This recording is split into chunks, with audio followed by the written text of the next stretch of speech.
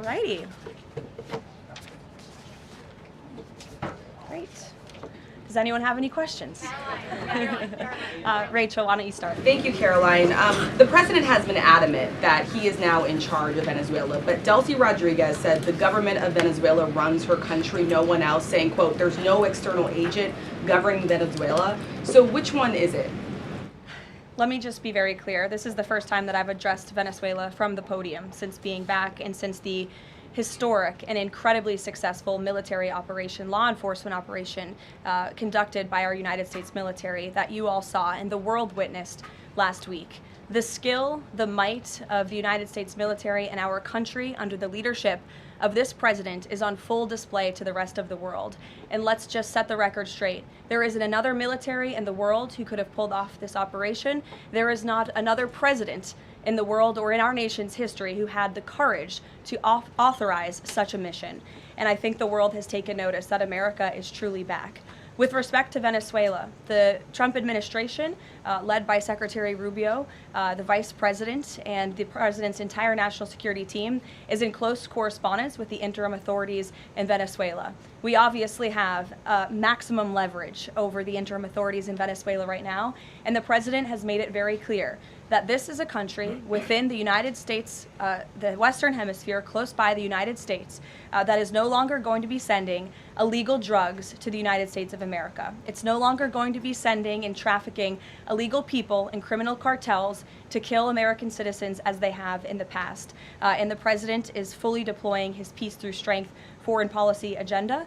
So we're continuing to be in close coordination with the interim authorities, and their decisions are going to continue to be dictated by the United States of America. Just one follow-up when you talk about that leverage there. Has the Venezuelan government fully committed to turning over its oil to the United States indefinitely, and what happens if they do not? Well, as you saw, the president announced last night, this was a deal. This was a deal made by the president and his team with the Venezuelan interim authorities. This will benefit both the American people and the Venezuelan people. And Secretary Wright and the Department of Energy are working with the interim authorities and also with the private oil industry to execute on this historic energy deal. That's not only good for the United States, but it's also going to revive the prosperity, the safety, the security of both the United States and Venezuela as well.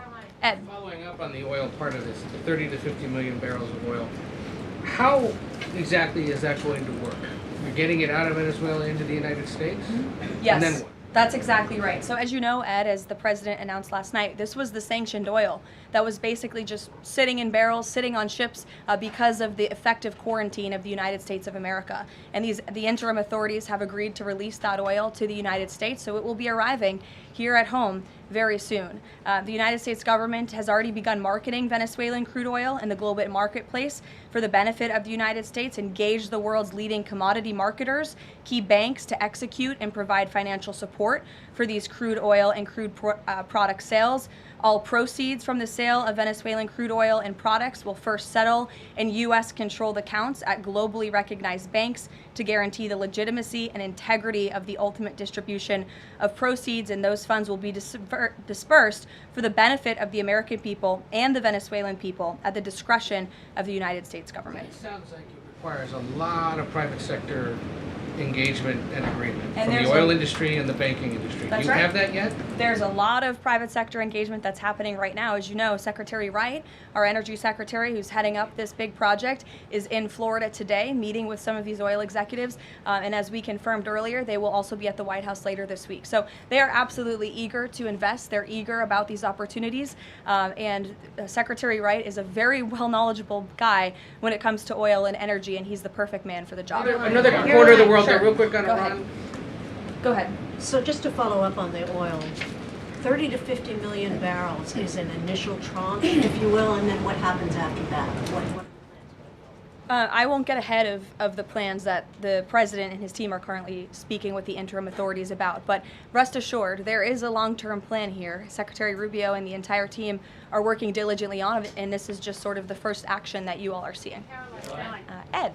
Thanks, Caroline. So in order to get these oil companies to invest billions in Venezuela, how will the U.S. reassure that their workers will be safe in Venezuela? Could there be troops involved?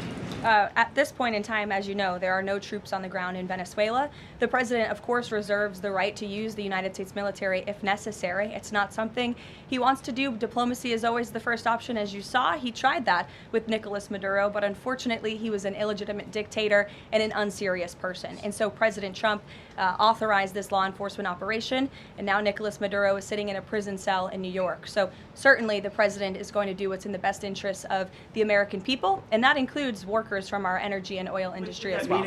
With that meeting tomorrow, what is the message the president is going to give to the oil executives, and what does he want to hear? Well, the meeting is on Friday, and it's just a meeting to discuss, obviously, the immense opportunity that is before these oil companies right now. Stephen. Caroline, and congratulations again. Thank you. The New Yorker had a story yesterday on the vice president, and it questioned his, quote, notable absence on Venezuela. And the subheadline asked, was the vice president's exclusion from the operation in Venezuela an expression of his anti-interventionist ideology or political calculation? Would you be able to discuss the vice president's role in Venezuela policy? I did see that report in the New Yorker, and quite frankly, I laughed out loud because it's very clear it's a fake report that's trying to sow distrust and division amongst the president and his team. Let me just be very clear. The vice president has been involved in all policy. He is the right-hand man of the president on all policy matters, including Venezuela policy. He was, of course, read in and deeply involved in this operation from the very beginning. And he was present on the night of the operation via secure communication at a different location as to not damage the operational secrecy of this mission. That was so incredibly important to ensure that this mission could be carried out successfully without endangering our troops. Caroline. Sure. The U.S. seized a tanker recently. Russia specifically asked the United States not to seize that tanker. Does this action risk a larger conflict with Russia? I believe you're referring to the Bella 1 tanker that was seized this morning. The Department of Justice and the Department of Homeland Security, in coordination with the Department of War, did announce that seizure this morning for violations of U.S. sanctions. I've spoken about the enforcement of our sanctions policy at the podium prior to the new year, and this administration is going to fully enforce the sanction policy of the United States. The vessel this morning was seized in the North Atlantic pursuant to a warrant issued by a U.S. federal court after being tracked, and this was a Venezuelan shadow fleet vessel that has transported sanctioned oil, and the United States of America, under this president, is not going to tolerate that. I would also just add the vessel had a judicial seizure order, and the crew, so that means the crew is now subject to prosecution for any applicable violation of federal law, and they will be brought to the United States for such prosecution if necessary. Kelly. Caroline, Happy New Year to you. Thank you. You too. I'd like to talk to you about a couple of things real quickly. The first question about the Venezuelan people. As you know, there's some 8 million Venezuelans here, some of them celebrating in the streets. There are Venezuelans on the ground who are concerned about their safety. What does the Trump administration, what is it doing to actually help people in Venezuela understand that they will be secure throughout this transition?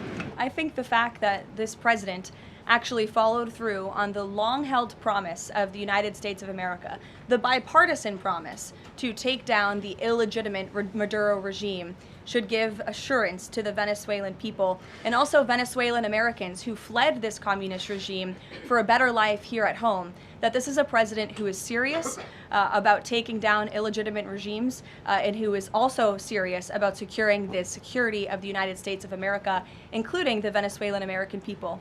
And I would just add that this is something that not just Republicans and President Trump have talked about for a very long time, but it is also something that Democrats have advocated for. In 2020, Chuck Schumer said that that at the time, President Trump had not brought an end to the Maduro regime. The Maduro regime is more powerful today and more entrenched today than it was when the president began. Now you hear Chuck Schumer out there saying this is reckless. The American people and the Venezuelan people should be in fear. But this is something that Chuck Schumer has long advocated for. Senator Chris Van Hollen, same thing, had said that the United States is going to use its leverage and influence to push for negotiations to transition to the truly elected leader. This was under President Biden. We know Maduro and his cronies don't want to go quietly into the night. The U.S. needs to work to ratchet up the pressure. Now, Senator Rollins says it's an illegal act of war to get rid of Nicolas Maduro. So the hypocrisy is really astounding here, and thank you for giving me an opportunity to point it out, Kayla. Sorry, go ahead. Yes. So there are reports that the administration is demanding that Venezuela cut ties with China, Russia, Iran, and Cuba. Can you confirm? I'm sorry? Reports that the administration has essentially demanded that Venezuela cut ties with China, Russia, Iran, and Cuba. Can you confirm that? Well, those alleged demands were made in a classified briefing by Secretary Rubio, and I know that there's a lot of leaks coming out of these classified briefings, so I'm not going to confirm or deny or get into what the Secretary has said in classified settings to members of Congress. But I think that the administration has made it quite clear to the interim authorities in Venezuela that this is the Western Hemisphere, and American dominance is going to continue under this president. If I could just ask, there have also been reports that the U.S. could potentially buy Greenland as one potential option on the table. What would such an offer look like? Is there anything monetarily you could provide, any details there? Well, that's something that's currently being actively discussed by the president and his national security team. And I would point out that the acquisition of Greenland by the United States is not a new idea. This is something that presidents dating back to the 1800s have said is advantageous for America's national security.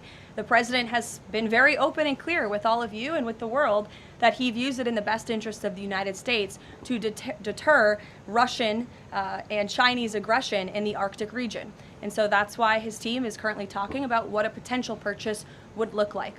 Karoline. Jackie. Karoline, just following up on Greenland, why not rule out taking it by military force? I know that past presidents and past leaders have often ruled things out. They've often been very open about ruling things in and basically broadcasting their foreign policy strategy to the rest of the world, not just to our allies, but most egregiously to our adversaries. That's not something this president does.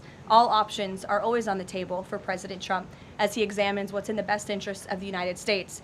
But I will just say that the president's first option always has been diplomacy. Again, look at Venezuela.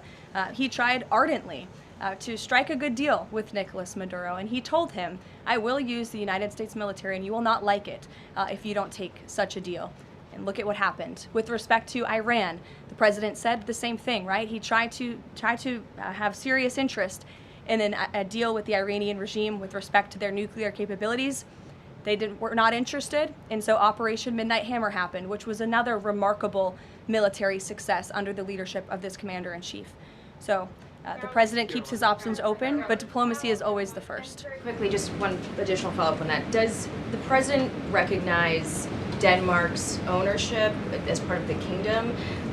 Because there have been some Republican senators questioning, the claim that Denmark has to Greenland. Is the president in that camp with them, questioning the legality of I have not heard him question it personally, but you're welcome to ask him yourself next time you have the chance. Sanctions are being lifted for Venezuela. We got to lift some sanctions to let the oil come in. Can you talk about that just very briefly? Yes, so the U.S. is selectively rolling back sanctions to enable the transport and the sale of Venezuelan crude and oil products to the global markets, yes. Karoline. Annie. Thank you. There are some reports from Venezuela that the country's leaders are cracking down on the population, specifically suppressing public expression of support for Maduro's ouster. Is that kind of behavior consistent with what the president wants to see, how the president wants to see the leaders take on the population? It would not be consistent, and I'll let the president's national security team speak further on that. I know they are well aware and tracking. Kelly. Two questions. One, on the seized vessels, the Bella, the Sophia, can you tell us where they're headed, what happens to any existing cargo, and you reference personnel but potentially facing prosecution? That's one thing I'd like to follow on. And then on the Bella. Yes, okay. And on Annie's question, if I could also ask, does the administration believe that the interim regime should release all political dissidents and prisoners and return detained Americans? That's not a question that I've personally spoken about to the president with, so I will let him answer that question. I don't want to make new policy at this podium today with respect to Venezuela. With respect to the two ships that you mentioned, I spoke with you about the Bella 1. There was another vessel this morning, the Sophia, that in coordination with the Department of War, the Department of Homeland Security apprehended it. This is a stateless, sanctioned, dark fleet motor tanker, and this occurred without incident. This vessel was operating in international waters and conducting illicit activities in the Caribbean Sea. The U.S. Coast Guard is escorting the Sophia to the United States for final disposition. To answer your question, Kelly, directly, this was through Operation Southern Spear. The Department of War is unwavering in its mission to crush illicit activity in the Western Hemisphere. And as the President has repeatedly stated, we're going to defend our homeland and restore security and strength across the Americas. Dasha, go. Caroline, thank you and Happy New Year. Thanks, you too. Two questions, one on Venezuela, one on Greenland. You've repeatedly at the podium called the current leadership in Venezuela interim leadership. There are Republicans and Democrats alike that say they want to see elections in Venezuela. The president had said it's too soon to do that right now, but is there a timeline for elections in Venezuela? Is he committed to seeing that this year, for example? You just said the president has answered that question, so I will reiterate what the president has said a few times now to all of you, which is that it's too premature and too early to dictate a timetable for elections in Venezuela right now. Caroline, you just talked to Jackie about diplomacy first, right? The Danes have repeatedly said they are willing to collaborate on all of the concerns that the president has, whether it's more troops, mineral rights, intelligence sharing. Why does the president feel he needs to own Greenland and not and put out the threat of military action when this could be done through diplomacy? Well, who said diplomacy isn't taking place behind the scenes, Dasha? I mean, the president is interested in diplomacy. His national security team is as well. And of course, he's always willing to pick up the phone for everybody and hear out their concerns. But the president is the president of the United States of America, and he's always going to be very clear about what he views as being in our nation's best interest. Reagan. Caroline, I have a question for you on Venezuela, and then I'd love to ask you about Minnesota and Tim Walz. Sure. On Venezuela, I'm wondering, does the administration hope to start sending more Venezuelan migrants back home or have them self-deport if the situation in the country improves? As far as I'm concerned, the policies of the Trump administration and the Department of Homeland Security have not changed. All those illegally present in the country are subject to deportation. And I would just like to add, how we got here. The president was very clear on the campaign to the American public, and it's one of the many reasons they resoundingly reelected him back to this office, that he was not only going to crush foreign drug cartels, but that he was not going to stand by and watch as the illegitimate Venezuelan regime was sending illegal criminals and gang members and rapists and murderers to our country, which happened to the tune of thousands under the previous administration and president. And so there could be nothing more America first than this operation that took place last week. And I would just remind all of you in this room that there were innocent Americans like Jocelyn Nungare who lost their lives at the hands of dangerous Venezuelan criminals who were sent here by the Maduro regime. And that has been the president's North Star and guiding principle throughout his entire policy since January 20th. Tim Walz in Minnesota. Does the administration believe that Tim Walz potentially dropped out of the governor's race because he could be under criminal investigation? I don't know if there's a criminal investigation. If there was, I wouldn't be able to comment on it from up here, to be honest with you. But I think Tim Walz probably dropped out of the race because he realizes he no longer has the support of the people of his own state, which is a remarkable downfall considering he was the number 2 on the Democrat Party's ticket just about a year ago. When it comes to Minnesota, the fraud that we have seen, the wide scale of fraud is really remarkable. It's egregious. I would encourage every single journalist in this room to go to Minnesota and to cover it yourselves. As for the Trump administration, we have officials who have been on the ground almost every day. Secretary Noem was there yesterday. Secretary Bessent will be traveling there later this week to talk about the fraud and to do a roundtable on this very topic. And I would just like to leave you with an update. To date, the Department of Justice has charged 98 total defendants in several Medicaid fraud and related case programs.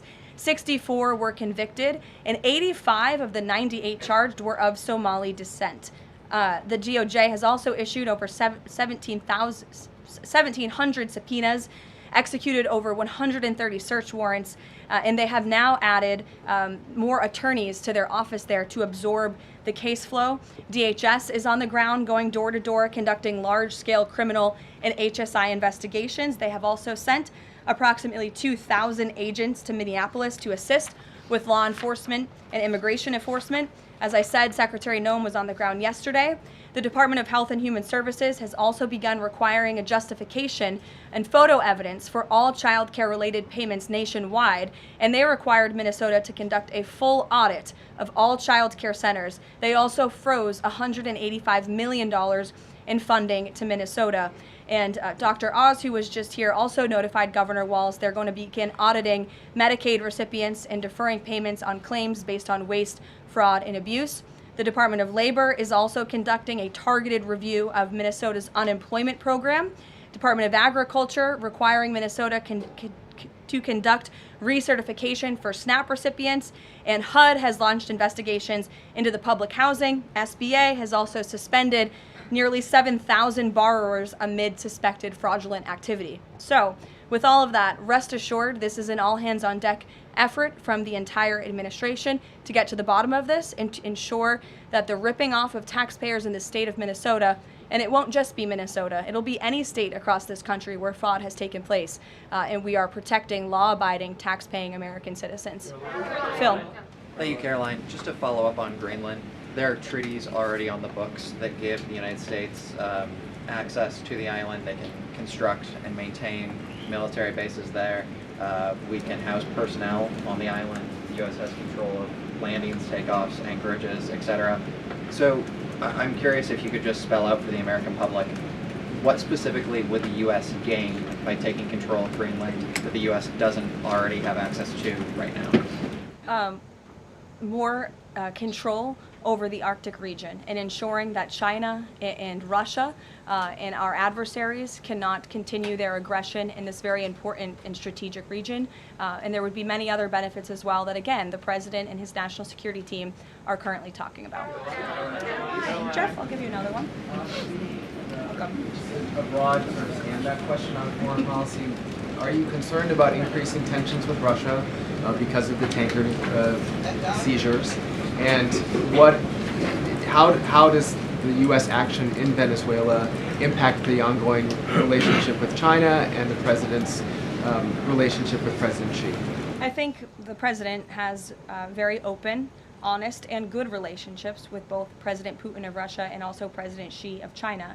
He has spoken with them numerous times, as you know, since coming to office about a year ago, and I believe that those personal relationships are going to continue. But as for the President and the United States, he's going to enforce our policy that's best for the United States of America. And with respect to these ship seizures, that means enforcing the embargo against all dark fleet vessels that are illegally transporting oil, and only legitimate commerce, to answer your question much earlier, Rachel, determined by the United States is going to be permitted. And that's the policy of this administration, and he's not afraid to implement it. One more stand back. Just one more stand back. I just want to ask the last one. I remember asking the President at the very beginning of his term if he was committed to Article 5 and NATO, and he said yes.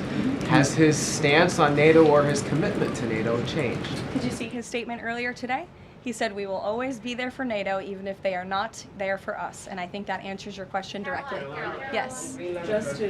Just to follow up on what Jeff was saying there, will the President commit that if any NATO members are attacked, the United States will come to it? Again, the President addressed this directly himself this morning after seeing the coverage from all of you in this room on television, and he made it very clear we're always going to be there for NATO, even if they have not done right by the United States of America.